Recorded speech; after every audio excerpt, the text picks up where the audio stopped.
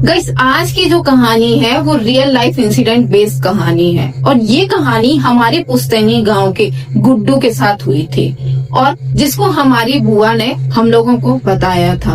और जब हमारी बुआ ये कहानी हम लोगों को बता रही थी तब उनके रोंगटे खड़े हो गए थे। और गांव में एक ऐसी जगह है जहाँ पर हम लोग के घर वाले जाने को मना करते हैं क्योंकि वो जगह श्रापित है और हम लोगों को बोल के रखा है कि वहाँ कभी भी मत जाना क्योंकि वहाँ पर ऐसा कुछ हुआ था जो तुम लोगों के लिए अच्छा नहीं है। तो चलिए करते हैं इस कहानी की शुरुआत। मेरा नाम है प्रियंवदा और आप देख रहे हैं अमेजिंग प्रियंवदा। ये कहानी मेरी पुश्तैनी गांव पथरिया की है जो मध्य प्रदेश में आता है। और जो हमारा गांव है, गांव के बाहर बहुत सुंदर सुंदर नजारे हैं, मतलब पहाड़ी इलाका है और बाजू से नदी भी बहती है। तो यहाँ पर जाकर बहुत ही ज्यादा सुकून मिलता है और अक्सर कर हम लोग गर्मी की छुट्टी में अपने गाँव ही जाते थे। और जब हम लोग गाँव जाते थे तो हम लोग की जो बुआ थी वो भी आई हुई होती थी और हम लोग सब लोग आंगन में बैठे थे। तभी मेरी बुआ ने एक बार एक कहानी बताई। ये कहानी है गुड्डू की जो हमारे गांव में रहता था। गुड्डू के पापा सरकारी नौकरी में थे जिनका ट्रांसफर हो गया था एक बहुत ही छोटे से गांव में जहां पर एजुकेशन वगैरह बिल्कुल भी नहीं थी। तो उसके पापा जब गांव में गए तो देखे कि यहाँ पर तो स्कूलिंग वगैरह है नहीं, तो गुड्डू कैसे आगे की पढ़ाई करेगा। तो जो हमारा पुश्तैनी गांव है यहाँ पर स्कूलिंग वगैरह बहुत अच्छी है। तो गुड्डू के पापा ने गुड्डू के चाचा को फोन लगाया कि मैं एक काम करता हूँ, गुड्डू को ना पथरिया भेज देता हूँ, तुम उसका यहीं पर किसी भी स्कूल में एडमिशन करा देना। तो गुड्डू के जो चाचा थे वो बहुत ज्यादा खुश हो गए क्योंकि उनकी अभी शादी नहीं हुई थी और लगभग उनकी 28-29 साल उम्र थी और गुड्डू उनका बहुत ही ज्यादा चहेता था और वो पढ़ने में भी बहुत अच्छा था। और फिर गुड्डू के चाचा ने गुड्डू के पापा से बोला कि भाई साहब आप भेज दीजिए, मैं इसका बहुत अच्छे से ख्याल रखूंगा, शायद आपसे भी ज्यादा अच्छे से ख्याल रखूंगा, तो आप बेफिक्र होके गुड्डू को पथरिया भेज दीजिए। इसके बाद गुड्डू पथरिया आता है और 2-3 दिन बाद गुड्डू का एक बहुत अच्छे स्कूल में एडमिशन हो गया था। अब गुड्डू सुबह सुबह का टाइम था, लगभग 9-10 बजे हुए थे, तो वो स्कूल जा रहा था और वो अपने चाचा के साथ स्कूल जा रहा था। तो जब वो स्कूल जा रहा था तो उसने देखा कि एक पेड़ के नीचे एक स्कूल ड्रेस में एक लड़की खड़ी हुई है जो गुड्डू को ही देख रही है। गुड्डू ने देखा और गुड्डू स्कूल चला गया। फिर जब स्कूल की छुट्टी हुई तो गुड्डू जब वापस घर आ रहा था तो उसने देखा कि उस पेड़ के नीचे वो लड़की अभी भी खड़ी हुई है और गुड्डू को देखे जा रही है। गुड्डू ने ये देखा और वापस अपने चाचा के साथ घर चला गया। उसी दिन गुड्डू स्कूल जा रहा था, वो थोड़ा स्कूल के लिए लेट हो रहा था। तो जैसे वो स्कूल जा रहा था तो उसने देखा कि वो लड़की उसी पेड़ के नीचे खड़ी हुई है। और जब स्कूल की छुट्टी हुई तो गुड्डू ने वापस आके देखा तो वो लड़की उसी पेड़ के नीचे अभी भी खड़ी हुई है। अब गुड्डू का नेचर जो था ना वो बहुत ज्यादा जॉली नेचर का था, वो किसी से भी जाके ना बातचीत करने लगता था। तो गुड्डू उस लड़की के पास गया और उस लड़की से बोलता है कि तुम स्कूल वगैरह नहीं जाती हो और तुम कल भी यहीं खड़ी थी, आज भी यहीं खड़ी हो, और तुम क्या स्कूल बंक करती हो। और उसने गुड्डू ने पूछा तुम्हारा नाम क्या है। तो वो लड़की बोलती है कि मेरा नाम अनन्या है और मैं पास के गांव में रहती हूँ। ये सब बातें कर ही रहा था तभी गुड्डू के चाचा आ गए और गुड्डू के चाचा ने गुड्डू को आवाज लगाई तो गुड्डू अपने चाचा की साइकिल पे बैठ के जाने लगा। पर उसने पीछे मुड़ के देखा तो वो अनन्या जो थी ना वो उसी पेड़ के नीचे खड़ी हुई थी और गुड्डू को देख रही थी और देख के मुस्कुरा रही थी। गुड्डू ने भी देख के मुस्कुराया और वापस अपने घर चला गया। अब ये सिलसिला कुछ दिनों तक लगातार चलने लगा। गुड्डू जब भी स्कूल जाता तो वो लड़की उसको वहीं पर दिखती। तो एक दिन गुड्डू ने आके पूछा कि तुम इस पेड़ के नीचे क्यों खड़ी रहती हो, तुम स्कूल वगैरह नहीं जाती हो, स्कूल बंक करती हो। तो जो अनन्या थी वो गुड्डू से बोलती है कि मेरे माँ बाप अब इस दुनिया में नहीं है और ये पेड़ मैंने मेरे माँ बाप ने मिलके लगाया था और मैं जब भी इस पेड़ के नीचे खड़ी होती हूँ तो मुझे ऐसा लगता है कि मैं अपने माँ बाप के साथ खड़ी हुई हूँ। इतना बोल के अनन्या वापस अपने घर चली जाती है और गुड्डू भी अपने घर चला जाता है।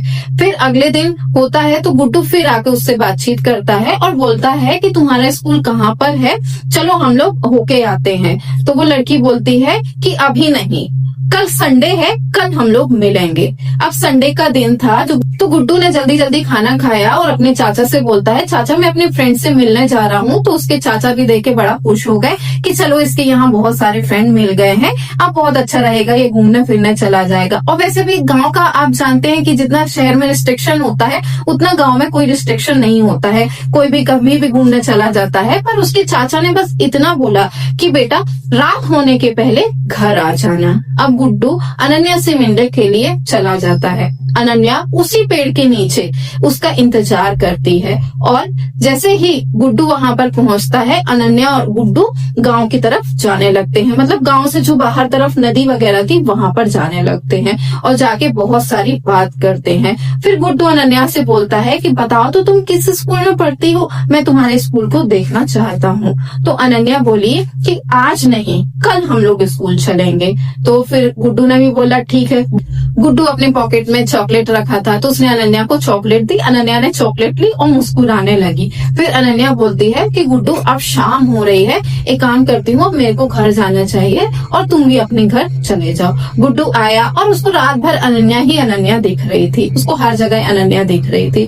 फिर नेक्स्ट डे जब हुआ तो गुड्डू वापस स्कूल आया और जैसे ही स्कूल आया तो उसने उसी पेड़ की तरफ नजर करी, पर आज अनन्या वहां पर नहीं खड़ी हुई थी। गुड्डू को ये देख के थोड़ा सा अजीब लगा कि आज अनन्या वहां खड़ी नहीं है, वो ये सोच ही रहा था और वो स्कूल वाले रास्ते में निकल गया। जब गुड्डू पैदल पैदल स्कूल की तरफ जा रहा था तो वो स्कूल के जब बाहर पहुंचता है तो जब स्कूल को देखता है तो उसको अपना स्कूल लग ही नहीं रहा था। स्कूल के बोर्ड पर उसी के स्कूल का नाम लिखा था, पर वहाँ से बहुत अजीब अजीब आवाज आ रही थी और जो बहुत सारे बच्चे खेल रहे थे वो भी गुड्डू को जाने पहचाने नहीं लग रहे थे। वो ऐसे लग रहे थे कि बहुत ज्यादा कमजोर हैं और बहुत ही ज्यादा चिल्लाहट हो रही थी।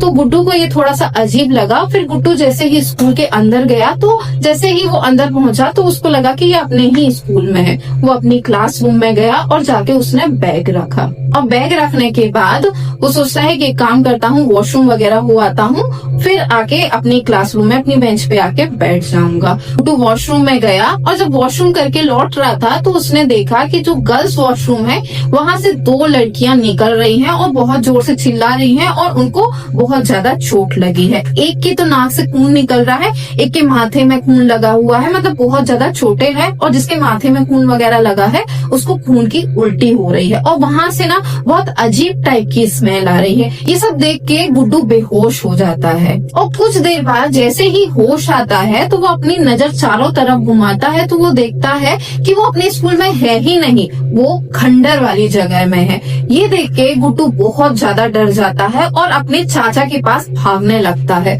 और जैसे ही अपने चाचा के पास पहुंचता है तो गुड्डू अपने चाचा को सारी बात बताता है। तो गुड्डू के चाचा गुड्डू से बहुत जोर से पूछते हैं कि गुड्डू तुमको कोई लड़की दिखी अभी या कुछ दिन पहले जो इस गांव की हो ही नहीं? तो गुड्डू डर के कारण बोल देता है नहीं चाचा, मुझे कोई भी लड़की नहीं दिखाई दी। तो गुड्डू के चाचा बोलते हैं कि बेटा अगर कोई लड़की तुमको दिखे जो इस गांव की ना हो, अपने आप को अनजान बताए, तो उससे बिल्कुल भी बात नहीं करना क्योंकि वो लड़की है ही नहीं। वो स्कूल ड्रेस में दिखती है लोगों को पर वो इस दुनिया की नहीं है, वो मर चुकी है। गुड्डू के चाचा गुड्डू को समझाते हैं। अब गुड्डू का दिमाग पूरे समय उसी में चल रहा था। फिर गुड्डू के चाचा उसको खंडर वाले स्कूल में ले जाते हैं और बताते हैं कि बेटा यहाँ बहुत साल पहले एक स्कूल था और अब इस स्कूल को तोड़ा जा रहा है, पर कुछ ऐसा हुआ कि जो लोग इस स्कूल को तोड़ रहे थे उनकी अचानक से तबीयत खराब हो गई तो ये स्कूल ऐसे का ही ऐसा पड़ा है, देखो बेटा खंडर है। फिर उसके चाचा उसको अंदर लेके गए और उसने जहाँ पर बस्ता रखा हुआ था वो वाले क्लासरूम में गए तो देखे वहाँ पर खंडर ही खंडर है, मकड़ी के जाले लगे हुए हैं। फिर उसके चाचा ने उसके डेस्क में से बैग को उठाया और वो लोग वापस घर आ गए। वो पूरे रास्ते उसके चाचा समझाते ही जा रहे थे कि बेटा अगर कोई लड़की दिखे तो मत बात करना क्योंकि तुम मेरी जिम्मेदारी हो और अगर तुमको कुछ हो गया तो मैं तुम्हारे पापा को क्या बोलूंगा, तो बेटा प्लीज किसी से भी बात नहीं करना। ऐसे करके गुड्डू के चाचा ने गुड्डू को समझाया। फिर अगले दिन जब हुआ तो गुड्डू स्कूल जा रहा था तो अनन्या उसको देख गई। तो गुड्डू ने बोला कि मैं स्कूल बाद में जाऊंगा, पहले अनन्या से बात करूंगा। गुड्डू साहसी भी बहुत ज्यादा था तो वो तुरंत जाके अनन्या से बोलता है कि तुम कौन हो? तो अनन्या बोलती है मैं तुमको बताई थी अनन्या हूँ। तो गुड्डू बोलता है मुझे तुम्हारी सच्चाई पता चल गई है, तुम जिंदा नहीं हो।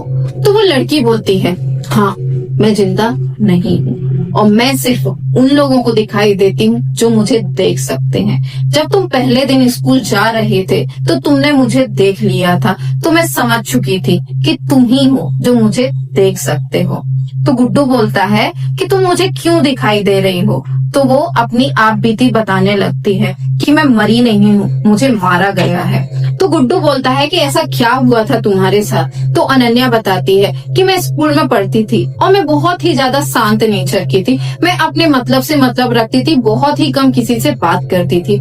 मेरी क्लास में 2 लड़कियां थी जो मुझे बिल्कुल भी पसंद नहीं करती थी। एक दिन मैं वॉशरूम गई हुई थी तो वो लड़कियां पीछे से वॉशरूम में आ गई और मुझे मारने लगी और एक लड़की ने मुझे धक्का दिया। धक्का देने से मेरा सर दीवार से टकरा गया और मैं बेहोश हो गई और जब मुझे होश आया तो तब शायद स्कूल की छुट्टी हो चुकी थी। मैंने बहुत ज्यादा चिल्लाने की कोशिश करी कि कोई तो मुझे बचाओ, कोई तो मुझे बचाओ, और मेरे को चोट लगने के कारण मुझे बहुत ज्यादा धुंधला दिखाई दे रहा था। तभी मुझे ऐसा लगा कि किसी के कदमों की आहट आ रही है और मैं बहुत जोर जोर से चिल्लाने लगी। फिर वॉशरूम का दरवाजा खुला और कोई मुझे घसीटते हुए क्लासरूम में ले गया और जब वो मुझे क्लासरूम में ले गया तो उसने मेरे साथ बहुत ही ज्यादा गंदी हरकत करी और उसने एक बार नहीं बल्कि 3-4 बार मेरे साथ गंदी हरकत करी और मेरे को बहुत ज्यादा खून निकल चुका था और खून निकलने की वजह से मेरी मौत हो गई थी।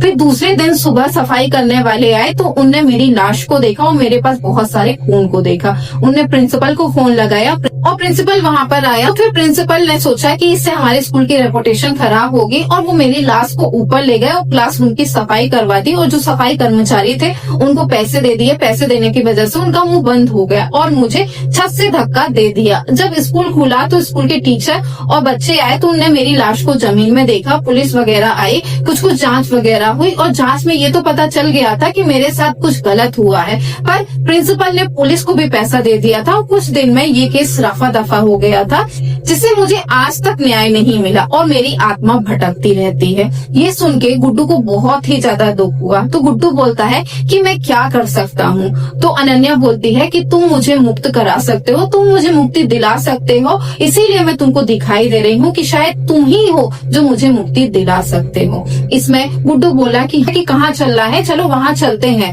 तो गुड्डू बोलता है कि चलो स्कूल चलते हैं, वहाँ तुम्हारे साथ गलत हुआ था तो तुमको तुम्हारी आत्मा को वहीं से शांति मिलेगी। तो अनन्या बोलती है कि मेरी आत्मा को स्कूल से नहीं बल्कि मुझे पता है कि मेरा कातिल कहाँ पर है। तो गुड्डू बोलता है कहाँ पर है? तो वो बताती है कि जंगल में है और मैंने उसको ढूंढ लिया है, वो वहाँ पर छुप कर बैठा हुआ है। तो गुड्डू बोलता है कि चलो चलते हैं। तो अनन्या बोलती है अभी सही समय नहीं है, हम लोग 2 दिन बाद चलेंगे। फिर गुड्डू घर आ जाता है और जब घर आता है तो उसको ना सपने में दिखाई देता है कि एक बच्ची जंगल के बीचों बीच बैठी हुई है। वहाँ पर बहुत सारे काले कपड़े पहने हुए लोग खड़े हैं और वो बहुत जोर जोर से चिल्ला रही है और वहाँ पर मंत्र वगैरह पढ़ रहे हैं। और इतना जैसे ही होता है तो गुड्डू की नींद खुल जाती है और गुड्डू को जो वो सपना आता है वो उसको एकदम क्लियर दिखाई दे रहा था कि ये वहाँ पर हो रहा है। फिर गुड्डू दूसरे दिन उठता है और वापस स्कूल जाता है।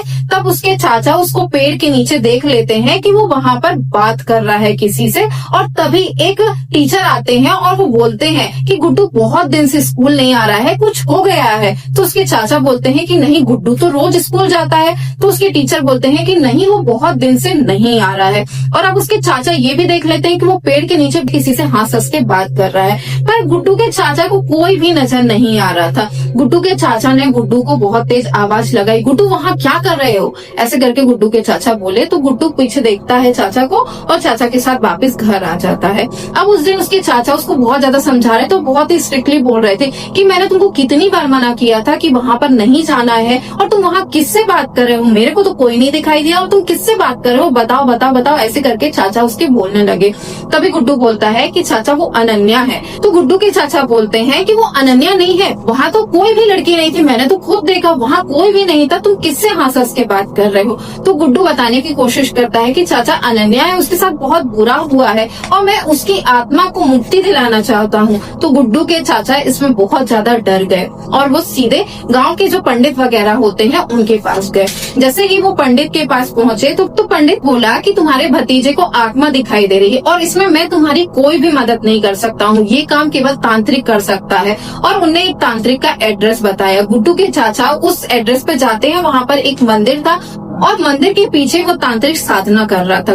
गुड्डू के चाचा उस तांत्रिक के पास जाते हैं और पूरी बात बताते हैं कि मेरा भतीजा है, उसको आत्मा दिखाई दे रही है, वो पेड़ के नीचे रहती है और मेरा भतीजा उससे बात करता रहता है और वो आत्मा बोल रही है कि उसको मुक्ति चाहिए है, तो मेरा जो भतीजा है वो उसको मुक्ति दिलाना चाहता है। तो तांत्रिक बोलता है कि ये बहुत ही ज्यादा खतरनाक आत्मा है और वो अपना पंचांग वगैरह खोलता है।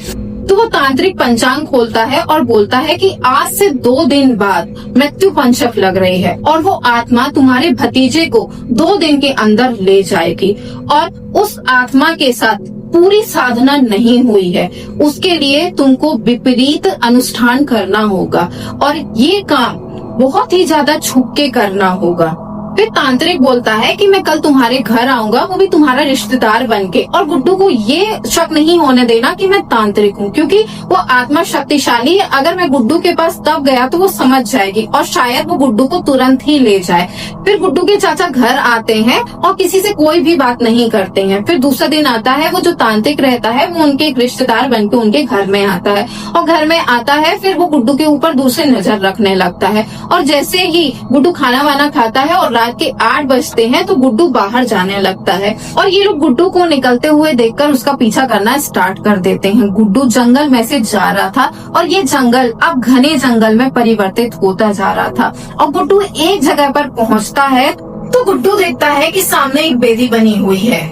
जैसे ही गुड्डू बेदी के पास पहुंचता है तो गुड्डू को कुछ विजुअल्स दिखाई देने लगते हैं कि जो वो लड़की है वो एक पेड़ से बंधी हुई है, वो बहुत जोर जोर से चिल्ला रही है कि मुझे छोड़ दो, मुझे छोड़ दो, मुझे छोड़ दो, ऐसे करके बहुत जोर जोर से चिल्ला रही है। और बेदी के आसपास सिंदूर रखा हुआ है, नरमुन की माला रखी हुई है, नींबू रखे हुए हैं, एक चमगादड़ रखी हुई है, मुर्गा रखा हुआ है और एक ताजे बकरे का सिर रखा हुआ है। ये सब देख के गुड्डू थोड़ा सा डर जाता है और वो जो लड़की है वो बहुत जोर जोर से चिल्ला रही है और बेदी के आसपास 3-4 काले कलर के कपड़े पहने हुए तांत्रिक लोग खड़े हुए हैं और वो बहुत जोर जोर से मंत्र पढ़ रहे हैं। तभी एक तांत्रिक उठता है और उसके हाथ में एक तलवार रहती है और वो तलवार लेके उस लड़की के सर के पास जाता है और उस लड़की के सर को एक झटके से काटता है तो वो जो सर था वो जाके हवन कुंड में गिर जाता है और वहाँ पर बहुत तेज ज्वाला प्रज्वलित होती है और वो मंत्र जो तांत्रिक लोग थे वो बहुत जोर जोर से मंत्र पढ़ रहे थे। तभी अचानक से तेज बारिश होने लगती है और तेज बारिश होने की वजह से जो अग्नि जल रही थी वो बुझ जाती है और वो तांत्रिक लोग बहुत जोर जोर से चिल्ला के भागने लगते हैं कि हमारी साधना अधूरी रह गई, हमारी साधना अधूरी रह गई। और वो जो अब लड़की है ना वो पूरी तरह आत्मा बन पाई है और ना उसके पास पूरी तरह इंसानों का शरीर है। ये देख के गुड्डू एकदम से सहम जाता है और जब ये घटना होती है तभी गुड्डू के चाचा और तांत्रिक वहाँ पर आ जाते हैं। तांत्रिक कुछ सामग्री लिया हुआ था तो वो एक निशान बनाता है, जैसे स्टार का निशान बना रहता है, निशान बनाता है और उस पे जाके गुड्डू को बिठाल देता है और एक अभिमंत्रित रस्सी लेके गुड्डू के चाचा उसके चारों तरफ बांध देते हैं और गुड्डू को पकड़े हुए थे। तभी उसके चाचा गुड्डू की आंखों में देखते हैं तो वो देखते हैं कि उसकी आंख जो है ना वो काली है, वो गुड्डू बिल्कुल लग ही नहीं रहा है। और गुड्डू अब बहुत जोर जोर से लड़की की आवाज में चिल्ला रहा है कि मुझे छोड़ दो, मुझे छोड़ दो, मुझे छोड़ दो, मैं इस लड़की को नहीं छोड़ूंगी। वो ऐसे करके जोर जोर से चिल्ला रहा है और जो वो तांत्रिक था वो अपनी क्रिया करते जा रहा है। वो तुरंत ही एक ज्वाला जलाता है और उसमें कुछ राख जैसा डालता है और बहुत जोर जोर से मंत्र पढ़ता है। तो तांत्रिक बोलता है कि जो पहले सीधी प्रक्रिया हो रही थी अब मैं उसको उल्टी तांत्रिक प्रक्रिया करूंगा। उल्टी तांत्रिक प्रक्रिया करने से वो आत्मा भाग जाएगी और वो जो तांत्रिक था वो बहुत जोर जोर से मंत्र पढ़ने लगा था और अब पूरी तरफ धुआं धुआं हो रहा था। तो जो गुड्डू के चाचा थे वो सिर्फ गुड्डू को पकड़े हुए थे, उनको कुछ भी नहीं पता चल रहा था कि गुड्डू के साथ क्या हो रहा है और वो तांत्रिक अपनी साधना कर रहा था। कुछ देर तक ये साधना चली और जैसे ही साधना खत्म होने वाली थी तभी हल्की सी पानी की बारिश हुई, पर इस बार पानी बहुत तेज नहीं था, वो ज्वाला बुझ नहीं पाई और तभी गुड्डू के शरीर से ऐसा लगा कि कोई चीज है जो बाहर ऐसे धुएं के जैसे निकल रही है और हवा में विलीन हो रही है। तो थोड़ी देर बाद तांत्रिक बोलता है कि अब क्रिया संपन्न हुई और इस लड़की को अब मुक्ति मिल गई है। फिर ऐसा जैसे ही तांत्रिक बोला तो गुड्डू जिस जगह पे बैठा था जहाँ निशान बना हुआ था वहाँ बैठा हुआ था, वहीं पर बेहोश हो जाता है और उसके चाचा और वो तांत्रिक अब उसको घर लेके जाते हैं। जैसे ही गुड्डू को घर ले जाते हैं, तांत्रिक गुड्डू के सर पे हाथ फेरता है और बोलता है कि इसके साथ जो भी हुआ है, जो भी घटना हुई है, वो सब मैंने इसके दिमाग से मिटा दी है। अब गुड्डू को होश आता है तो वो अनन्या के बारे में अपने चाचा से पूछता है, तो उसके चाचा बोलते हैं कि अब अनन्या को मुक्ति मिल गई है। अब दूसरे दिन सुबह होती है, तांत्रिक ने एक चीज और बताई थी, वो चीज करनी थी तो उस आत्मा को पूरी तरीके से मुक्ति मिल जाएगी। तो गुड्डू के चाचा और गुड्डू उसी जगह पर पहुंचे जहां पर ये सब घटना हुई थी, मतलब जहां पर वो बेदी बनी हुई थी। अब बेदी की जो राख थी वो पूरी तरीके से ठंडी हो चुकी थी। वहां पर उस राख को हटाकर, उस बेदी को भी हटाकर वहां पर एक गड्ढा खोदा गया और गड्ढा खोदने के बाद एक पीपल का पेड़ लगाया गया और जो वो पिलर लगे हुए थे उसको निकालकर पीपल के आसपास एक जाला बना दिया और फिर उसके बाद ये विधि पूर्ण हो गई। और ऐसा बोला जाता है कि उस प्रक्रिया के बाद अनन्या कभी भी किसी को नहीं दिखाई दी, शायद उसको मुक्ति मिल गई होगी और वो इस दुनिया से परलोक दुनिया में चली गई थी। इस घटना को कई साल बीत चुके हैं, पर गुड्डू जब भी उस गांव का नाम सुनता है तो उसके रोंगटे खड़े हो जाते हैं, क्योंकि कुछ सवाल के जवाब कभी भी नहीं मिलते हैं और कुछ रहस्य हमेशा रहस्य ही बने रहते हैं। तो ये थी मेरे पुस्तैनी गांव पथरिया में रहने वाले गुड्डू की कहानी। अगर आपके पास कोई भी हॉरर एक्सपीरियंस है तो मुझे भेजिए, मैं उसको नरेट करूंगी। तो अगर आपको ये स्टोरी अच्छी लगी हो तो लाइक कीजिए, चैनल को सब्सक्राइब कीजिए। मिलते हैं अगले हॉरर वीडियो के साथ, तब तक अपना ख्याल रखिए। Thank you.